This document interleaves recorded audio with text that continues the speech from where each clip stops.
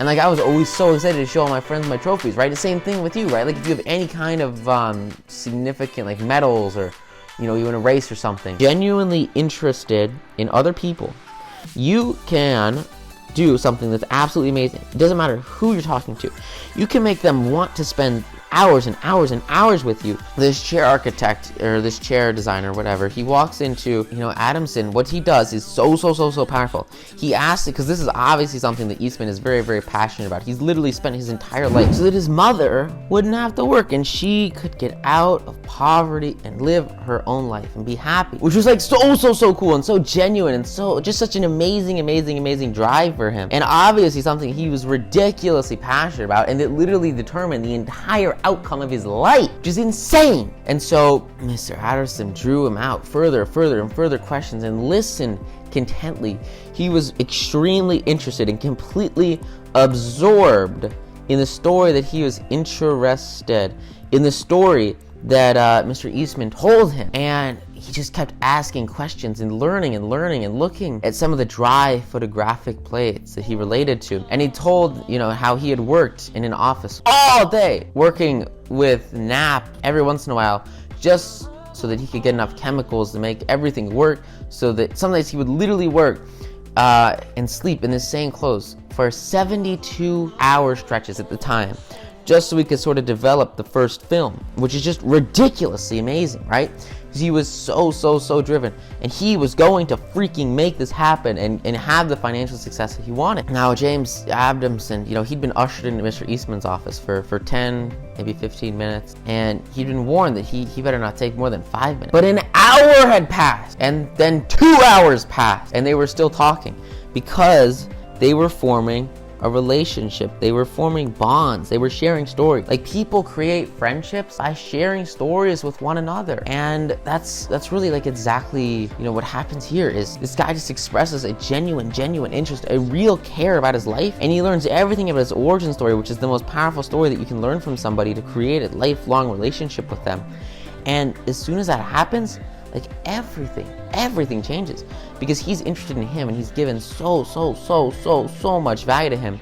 And in exchange, obviously, like, this guy will talk all day about himself, because people want to talk about themselves. That's what they love the most, more than anything else, which is just insanely powerful. And so at the end, George Eastman, he turns to Adamson and he says, "The last time I was in Japan, I bought some chairs, brought them home, and put them in my sun porch," because he knows that he's there to sell chairs. "But the sun peeled the paint off. So I went downtown the other day and bought some paint and painted the chairs myself." And then he asked him a question. He says, "Would you like to come to my home and have lunch? And I'll show you these chairs that I painted." And this guy's like, "Dude, sure, what the hell? Let's do it. You're a fun guy." Because they've built a relationship up until this point, and they understand each other. And he just heard his whole life story, and he has a vested interest in him. They really care.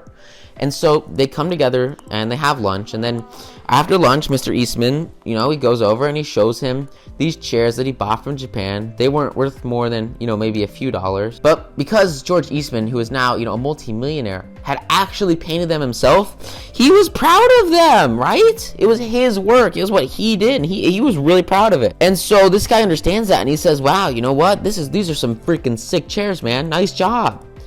And he cares and gives genuine interest and praise to him. And I mean, as soon as that's done, like, who do you think this guy's gonna buy chairs from? You think he's gonna buy chairs from, the person who stepped in his office and said, "These are my chairs, buy them please," and focused on his own interests? Or the person who literally invested hours and hours to build a quality, real relationship, connection, understanding with one another, and actually care about Mr. Eastman? I mean, it's just a no-brainer. The order for the seats amounted to $90,000, which is, give or take $300,000, $400,000 today. And it went right to James Adamson, not his competitors, right? It was all him. And from the time of that story until Mr. Eastman's death, he and Adamson were very close friends, because they worked together, because they had put in this initial time, this initial connection, this initial relationship, the very basic beginning of it, they did. And this lasts literally for years. Like, they've invested in a relationship asset they will pay them for years and years and years and years and years and years and years and years and years and years and years and years, lifetimes to come. And they're constantly going to be close with one another because they share their stories, because they built these quality connections that fundamentally change not only their businesses, but their personal lives, their personal fulfillment, their personal satisfaction. Because now they have a really close friend that's there to support them throughout their life, which is just like ridiculously awesome for everybody, right? It's amazing. And as soon as you're interested in people and like you connect with them and you smile with them and you show them that you care about them, you know, and you just ask them, you know, what do you think, Mr. Eastman? What do you think, Mr. Eastman? Where'd you get these oats, Mr. Eastman? Where'd you get your film, Mr. Eastman? How'd you paint those chairs, Mr. Eastman? He cares about him. And he just freaking sits there for hours and hours and hours and hours and listens. And I mean, as soon as he does that, he has so much success because he allows Mr. Eastman to talk about himself, about his own interests. And Adamson, he communicates about Eastman's interests, about what he cares about.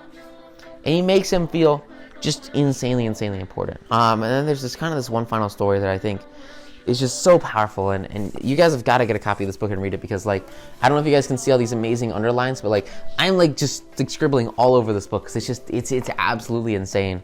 And there's this one part that is just ridiculously cool. Claude Mars, a restaurant owner in France. He was another student of Carnegie's, and or she was another student of Carnegie's, and he saved his restaurant from the loss of a key employee. And now this woman, she had been employed by Claude for 5 years, and she was a vital link between, you know, Cloud and his staff of over 21 people. So like he would be the big boss man and he would connect with this one manager and she would sort of bring him together with all the people that worked at this big restaurant, right? So everybody, you know, came together. And the most important thing with this is that you need to have the team on the same page. Everyone needs to be on the same page. And when everybody's on the same page, you know, this mastermind, it works so much better and has such higher output than any individual in this could ever even dream of, right? You think about like stuff like Ratatouille. You know, he's got a berry in one hand and cheese in the other hand. And, you know, he says, hey, take a bite of this berry. And he takes a bite of the berry. And he says, ooh, that's a good berry. And he says, hey, take a bite of this cheese. And he takes a bite of the cheese. And he says, ooh, that's good cheese. And then he says, okay, now try them together. And they try the berry and the cheese together. And his face like explodes. And he's like, oh my gosh, this is the best thing ever. That's insane. And it's insane because, like, we talked about this before, but 1 + 1 is 3. 2 + 2 is 5. You know, 3 + 3 is 10. And so, like, this mastermind, and this is something we talk about so much more in the Think and Grow Rich course, but it's just so powerful. Because everything comes from this one key concept, which is just, like, ridiculously awesome. And when you have the team together, working together as a group, you're gonna have such great output that no one individually could ever even dream of. But yet, as a group, it's well within reach, easily within reach, all thanks to this, you know, quality management, right?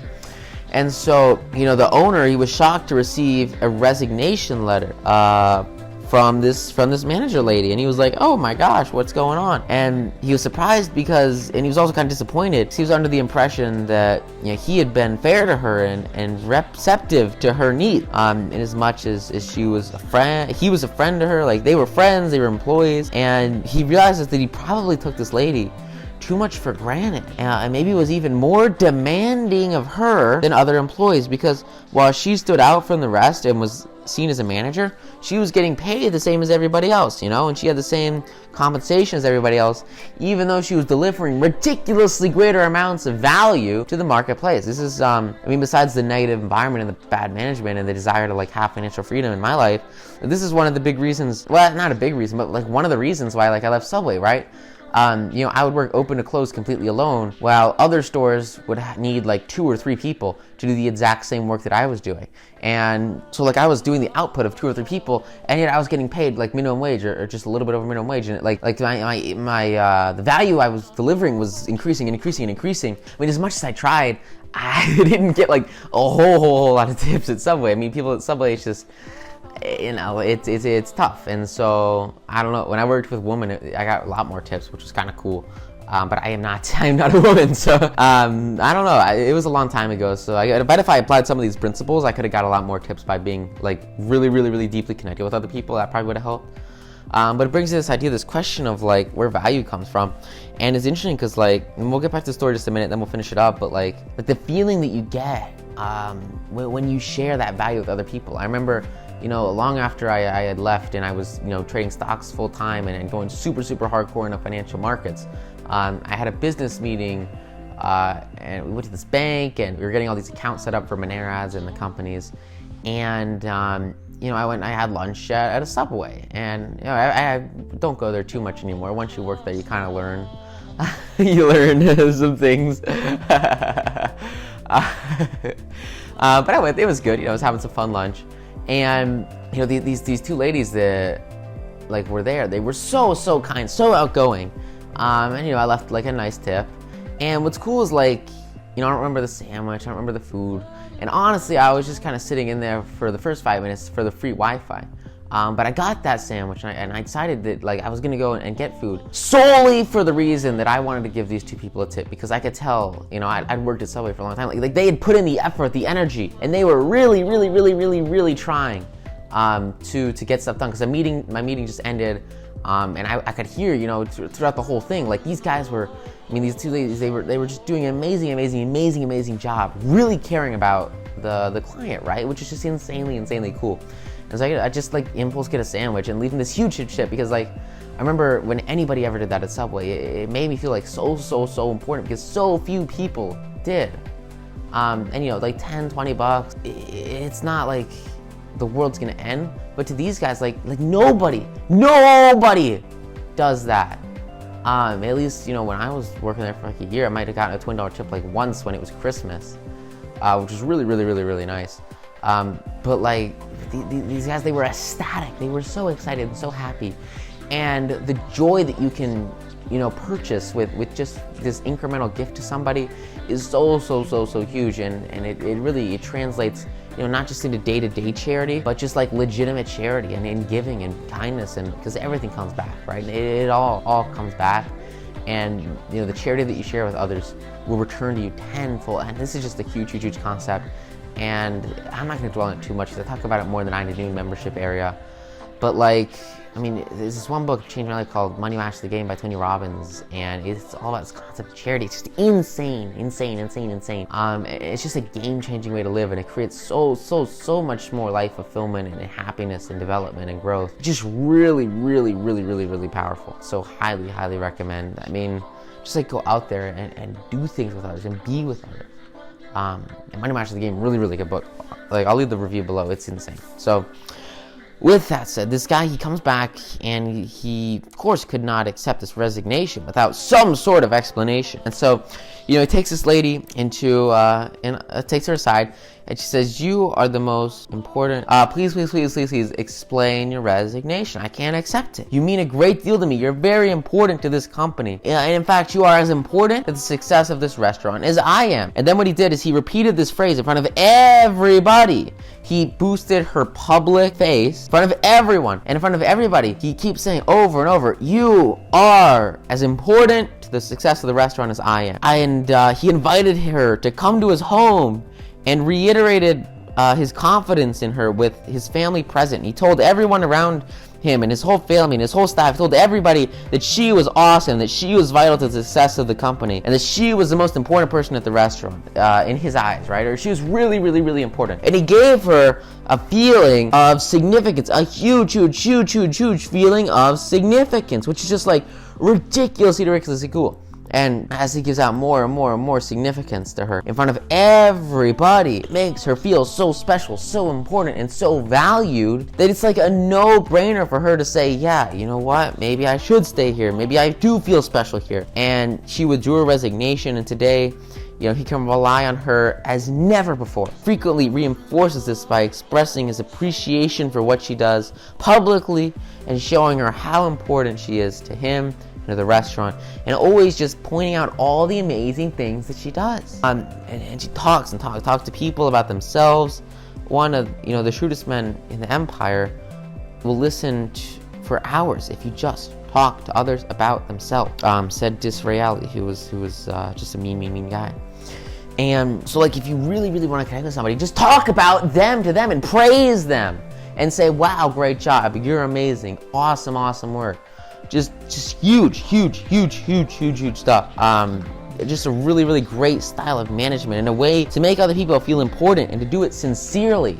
And the moment you can do that, I mean, everything changes. It's so powerful. Just an insane concept, and it's one that is talked a whole lot more about in the 1 Minute Manager, and you guys have heard about that in the Think and Grow Rich course. But it's this idea of like, you want to focus on giving tons of praise to the people that you work with, and you'll have like way better output by doing that than you could ever have by trying to force them into something or push them towards a direction that you want. And so with any kind of relationship or connection or development or work, doesn't matter. If you can just make that other person feel important, talk about what they love, give them a feeling of significance, passion, and most importantly, connect on a personal level with their values. You know, for this lady, her values were social status. Her values were standing out from everybody else. Her values were being the most important person that she could be. And she thought that she needed to go to a different restaurant to do that, but in reality, it just took a simple mindset shift from the owner. And it just took him saying, no, I don't know if she got paid any more than anybody else, but one thing that she got more than anybody else, according to that story, was attention and significance. And those have actual significant marketplace value, because, I mean, you got to think, this girl, she's spending maybe a third of her life working at this restaurant. And if she feels significant, if she feels important, and she enjoys her experience at this facility and enjoys what she's doing, like, she's going to do it so much better than she could have ever even dreamed of before that. And just fundamentally shift all aspects of how she actually looks at her work, because she sees it as a chance now to express her individuality and to feel significant and important, and that changes everything. So I hope you guys kind of understand the insane importance of this concept, and kind of click with some of these stories that honestly are just total game changers. Go out there, guys, and just apply this and absolutely crush it, because in the moment you do, like everything changes, and it's that one relationship asset, that one connection that can really lead to total and complete change in personal life, your business life, any goals, any outcomes that you desire, that you achieve. They're all well within your grasp, within your reach, and they're just there for you to take, and it all just comes down to your ability to execute on them. So thank you guys so much. Really appreciate it. Go out there, apply it. Check out the awesome resources below, because those are just like ridiculously cool. And yeah, just go out there, crush it. I will see you in the next module. Thanks so much, guys. Bye.